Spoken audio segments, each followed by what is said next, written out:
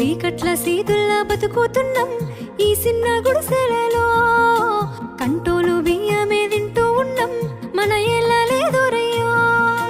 కష్టాల్లో తోడున్న అందరికీ నా ఒళ్ళని కనిపిస్తలేనమ్మ కొందరికి కష్టాల్లో నేనున్నని.